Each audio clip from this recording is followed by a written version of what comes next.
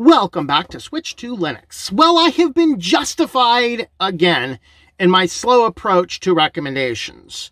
We are talking about Thorium Browser, of course.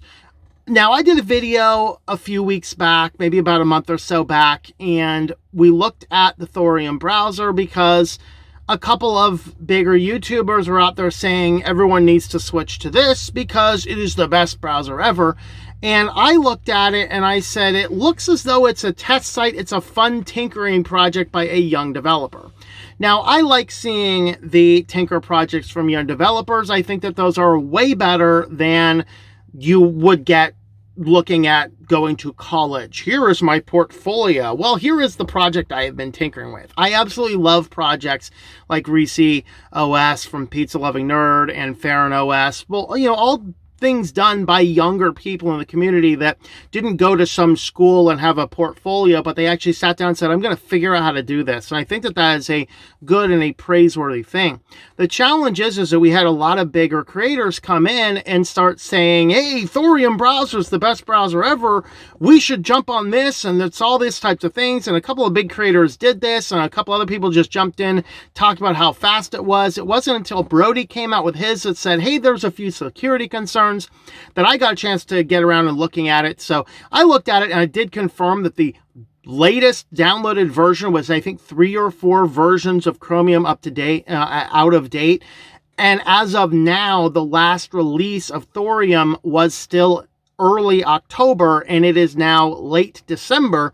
And so what we're seeing is that it is now so far out of date, and there still has not been an update. Don't tell me this is a secure browser, especially from a person who still has a page about why they run Windows 7. If you don't like Windows 10, switch to Linux or Mac or something else that actually has security updates, which have expired a long time ago. And so that was really my biggest concern, is it was a test project. And I'm not sure we want to put all our eggs in a test project, and also not all our eggs in a test project done by one person. As I had talked about in that previous video, that was one of the dangers we had with WaterFox, where WaterFox was one person. It was a great software, and then it got enough attention that a big data hungry company bought it. And then now everyone's like, hey, it's a privacy browser owned entirely by the most privacy invasive company there is, worse than Microsoft and Google combined in System 1.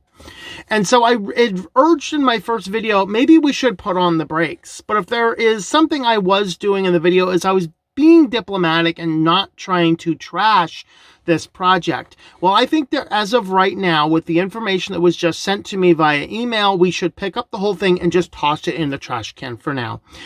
Because what was emailed to me late last week, or just a few days ago, actually, so it's early last week, I don't know, last week sometime, some issues were sent to me. One of those was an issue on the Thorium issues number 463, which unfortunately has since been deleted from the website. Fortunately, you can still find that page on the Internet Archive. So when I looked it up, it says the issue number 463 on the Thorium browser says, why is there furry P-word? Confirmed. I went online. Now, when I did my first test video, I had deleted Thorium off of the virtual machine. That is a virtual machine I keep around for testing software to know I always have a good virtual machine for software. I deleted it, so I was like, well, I don't have that anymore. Let's go ahead and reinstall it. So just today, I'm recording this video the day it's coming out, December 18th. I downloaded the latest version available as the app image, which is October 8th, and I went to where this since deleted issue is at, and I go onto the page, and indeed there is furry, not safe for work content in the browser itself. Not links to it somewhere like we had the concern with one of the browsers had some web browser links in the beta that were controversial, we'll say the least. Not P-word, but controversial for more political reasons.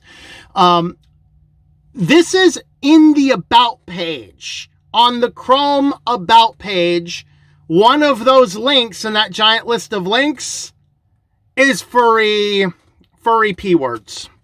Embedded inside of the browser. And so I went through this thread some more, and sadly there's some discussion saying, well, what kids are using this anyway? I got news for you. Kids will be able to find and install software off of GitHub way more than some, 30-year-old guy, unless you're like in the tech sphere like I am. Some people are suggesting that bad things should happen. I disagree with that. I just think that, we need to be more cautious.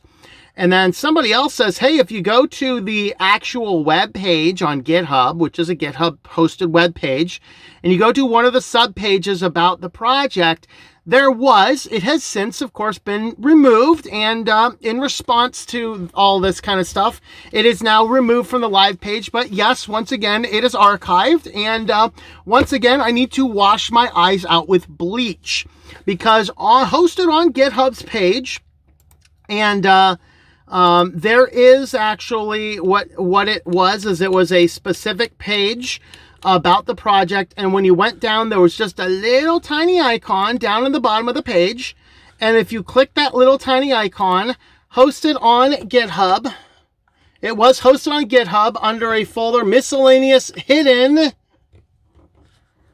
There was, in fact, some actual hardcore P word embedded on that page. In fact, I'm wondering right now, the link to it is no longer there. I'm wondering if that is still there on GitHub's page. Oh, no, it looks like he got rid of it. Requested URL is not found on the server. All right, so he actually did delete it from Microsoft's page. That's good. But the fact that this was embedded into the browser, it raises the next issue I wanted to make on this video, is sometimes in the YouTube space, we are too quick to highly recommend brand new projects that nobody's heard of before. Now, I think there is definitely a difference between a new project by a company with an established reputation launching a new service, like Proton launches a service that is effectively replacing Google Docs. They have a Drive, they have their email, they have a VPN, they have calendar stuff. I think there's a difference between that and a young developer, but I like and want to support the young developers, but we have to be cautious. Are they hiding stuff like this inside of their little pages? And that raises some serious concerns. So once you start doing this and hiding it, I think you've lost all credibility. My recommendation is, if you have Thorium Browser on your system, you should delete it immediately. Find other alternatives. I do not in any way, shape, or form want anybody to harass this particular developer. He is still a young person and still growing in life. The fact he's deleted all this stuff and he's attempting to Streisand it by deleting the actual pages. Unfortunately, the Internet Archive is a thing, and I have still seen with my own soon-to-be bleached eyes the stuff that he has embedded in his browser and on his webpage about the browser. So we have to be cautious. And I want to say, as a general warning, when a brand new project from a new person comes out, we need to raise a little bit of awareness of it, but we need to be careful not to jump so far down and say everybody should be using this particular project now, because we could very well be introducing our family to things which are not safe. And that is exactly what I got. So I'm not going to call it the specific name of the person that emailed me this information, but thank you so much for this information. So I could get in here and I could actually verify the stuff. Now, all of this stuff the web browser is still up. This stuff is still available in the web browser as of today. That stuff is still in there. The stuff has since been deleted from the live site, although you can still verify it was there in the Internet Archive. Again, I am not going to post the links here. I am going to keep them on file for about a month or so in case anybody really wants to investigate it themselves. I will get you started on where to go to investigate it for yourself. But take my eyes for it. You will have to have a bottle of bleach for your eyes when you are done. And be cautious about recommending stuff right away. And at least I can say I was very justified, and my one crime in this whole circumstance is I was being too diplomatic the first time I saw it. I should have wholly discounted it when it was a web browser that was 4 or 5 versions behind the Chromium build.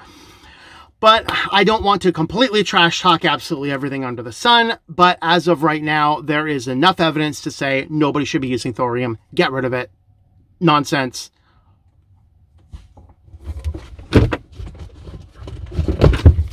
All clean now. All right, guys. We'll see you guys later. Thank you for watching this video from Switched to Linux. This channel would not be possible without the backing of the program supporters scrolling on the screen now. You can be a supporter at Patreon at patreon.com/TOMM or at thinklifemedia.com. I also want to thank the open source community who creates such excellent software that makes producing this show possible. Please remember to support your software communities. Thank you, and I hope that you enjoy switching to Linux.